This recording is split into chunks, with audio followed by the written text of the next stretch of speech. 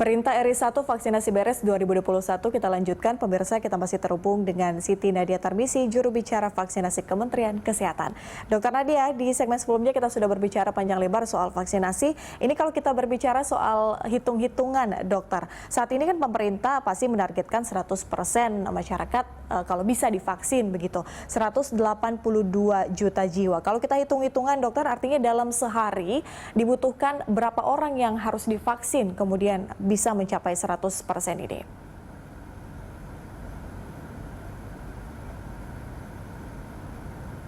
Jadi kalau kita melihat perhitungan dari jumlah, kalau nanti kita harus menyelesaikan 181 ya, tepatnya 181,5 juta sasaran populasi, dan kita melihat bahwa ketersediaan vaksin itu akan banyak pada triwulan ketiga atau semester kedua, maka tentunya pada periode Juli tersebut itu kapasitas vaksinasi memang sudah harus kita capai menjadi 1 juta dosis penyuntikan orang per hari.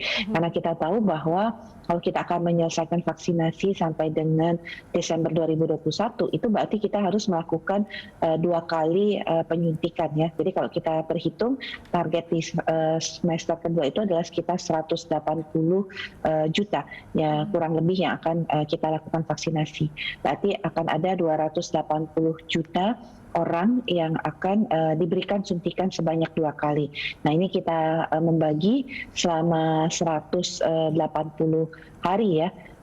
Artinya dengan kondisi ini ya memang kita harus meningkatkan 1 juta dosis per hari untuk bisa disuntikan. Bahkan angkanya harus memungkinkan ini harus lebih ya, jadi sekitar 1 sampai dengan 1,5 untuk kita bisa mengejar menyelesaikan jumlah vaksinasi ini. Saya maaf, saya update lagi, dokter. Artinya sekarang kan targetnya 1 juta. Kalau sekarang sendiri sudah berapa per harinya, dok? Saat ini kita masih terus meningkatkan ya. Kalau di awal memang kita sempat hanya 10.000 pada awal minggu pertama, kemudian 40.000 di minggu kedua.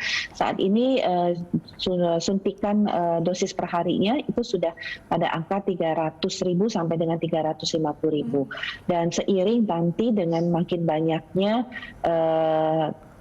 sentra-sentra vaksin bersama yang kita buka, tentunya ini akan menambah ya jumlah penyuntikan dosis per hari. Memang kita tidak, artinya kita memang menuju 1 juta, 1,5 juta dosis per hari itu kita lakukan secara bertahap.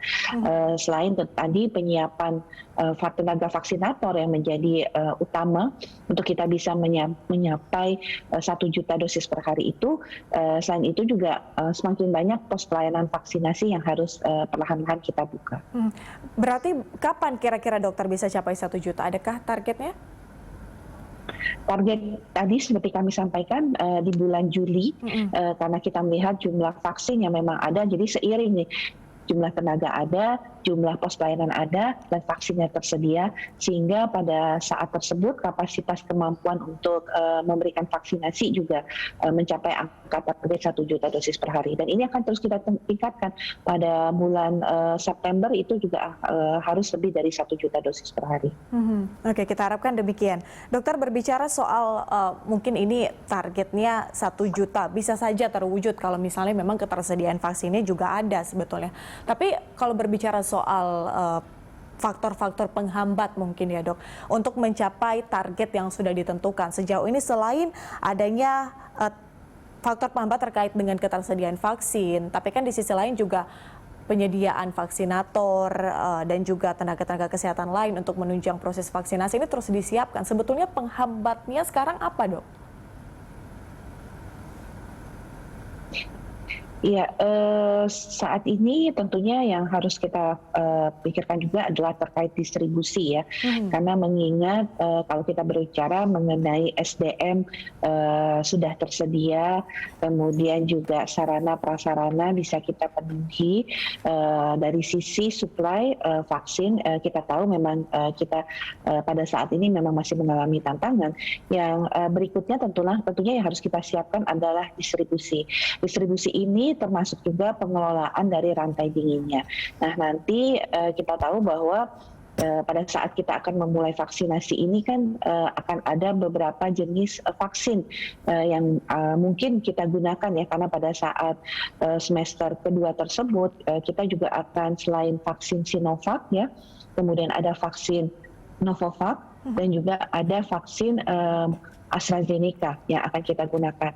Nah, untuk ketiga jenis vaksin ini relatif sama untuk pengelolaan rantai dingin maupun distribusinya. Tetapi kalau kita berbicara mengenai Pfizer, ini agak berbeda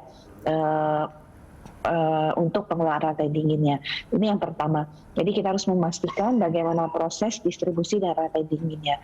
Yang kedua tentunya yang akan menjadi tantangan juga adalah nanti untuk proses distribusi, karena jumlah vaksin yang akan kita distribusi ini sangat banyak, berarti kita harus memikirkan atau untuk menambah kapasitas proses distribusi. Karena dengan proses distribusi yang saat ini kita lakukan dengan mengirimkan kepada Dinas Kesehatan Provinsi lalu ke kabupaten kota, ini kita harus pikirkan mengenai kapasitas penyimpanan dari vaksin ini sendiri, karena jumlah sasaran yang cukup besar di semester kedua tadi. Nah, di sisi lain juga kita tahu penyuntikan dosis vaksin ini kan berbeda-beda ya, Mbak Popi ya. Satu untuk Sinovac ini kan 14 sampai 28 hari. Ini hari ya kita berbicara. Nah, untuk AstraZeneca ini 2 bulan sampai dengan 3 bulan. Nah, kita mengambil waktu yang terpendek yaitu 2 bulan.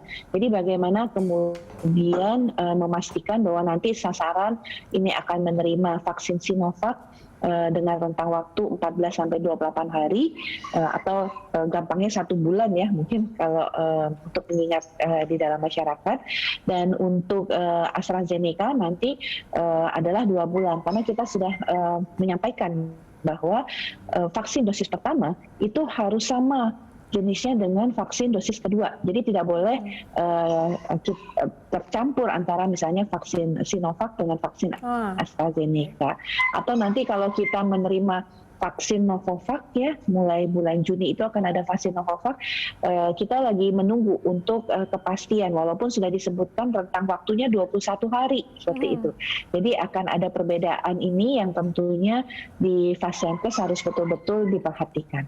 Oke, terkait dengan distribusi dan juga interval dari penyuntikan vaksin. Dokter, tapi bisa dipastikan ya dok bahwa dari dosis 1 kemudian juga dosis 2 itu semuanya benar-benar cukup bisa memenuhi target dari pemerintah gitu ya dok. Berarti artinya tidak ada campur vaksin gitu ya dok ya? Betul, jadi kita sudah akan menghitung dalam proses pemberian vaksinasi pun seperti saat ini yang kita lakukan ya untuk AstraZeneca, karena AstraZeneca ini kan akan masa kadaluarsanya cukup pendek ya di akhir Mei 2021, sehingga kita tidak menunggu bahwa vaksin AstraZeneca ini akan kita berikan sampai dengan dosis kedua, tetapi 1,1 juta ini akan kita habiskan untuk dosis pertama.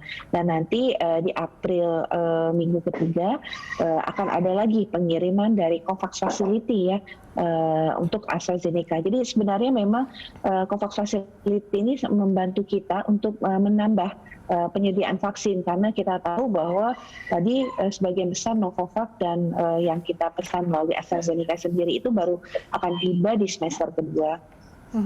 Oke, baik Dokter Siti Nadia, terima kasih sudah bergabung bersama kami di Good Morning Jakarta. Semoga target dari Kementerian Kesehatan dalam hari ini pemerintah, kemudian juga Presiden Jokowi yang meminta ini digenjot benar-benar terlaksana sesuai dengan target yaitu Desember 2021. Terima kasih Dokter Nadia, sehat selalu, selamat beraktivitas.